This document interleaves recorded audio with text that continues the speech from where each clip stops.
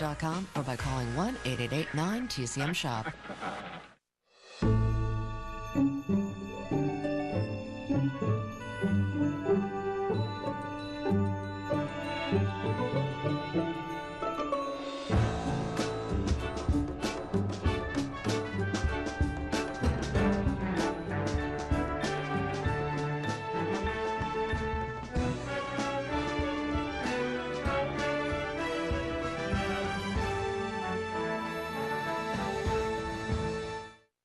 Hi, I'm Robert Osborne. Thanks so much for joining us.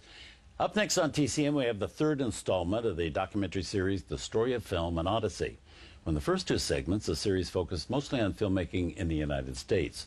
In this next chapter, we get a look at what was going on in cinema around the world during the silent film era of the 1920s.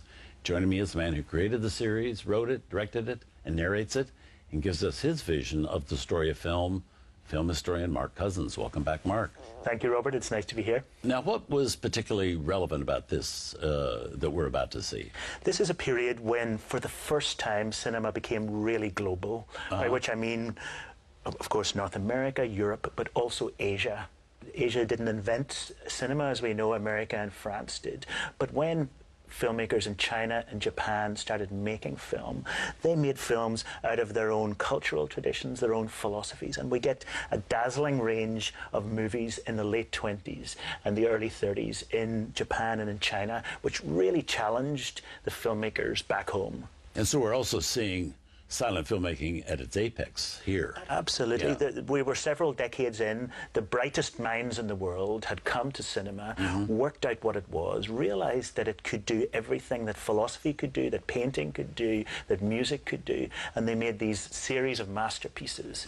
Screen acting had been finessed, so it had become subtle and glorious. So a proper apex, as you say. Was there anybody that in your research that you found that you think was such an international influence that we really don't know that much about here in the States? This is exactly a key question about this period. So in China, there was a movie star called Ruan Yu. She was called the Chinese Greta Garbo. Did people know her here then? She was known here then because Chinese cinema was really good then. But she's been forgotten. And if you look even at the film encyclopedias, she's often not here. And yet we've got some of her work in this segment, and we see how great she was. She was acting in a subtle way, and not everyone was. Now, in your search for film, to back up your, because you're making a documentary that requires film, was it difficult to get footage like that? Was that your big challenge? It was very difficult. Yeah. I had to, in the case of the films of this actress Ruan Yu, I had to go to China and talk to the Chinese Film Archive, and there'd be sometimes an older lady or gentleman who had remembered her films, but her films would be on a dusty shelf somewhere at the back because no one asked them for them anymore.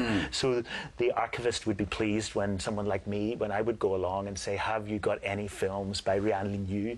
And they say, well, yes, we have. And the films are kept in beautiful, like, tissue paper, and it's like opening a special present. These films have been forgotten in some way.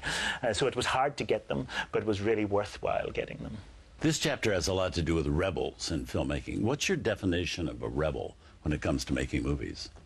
I think a rebel is someone who wants to annoy people, but also, more important, is an innovator.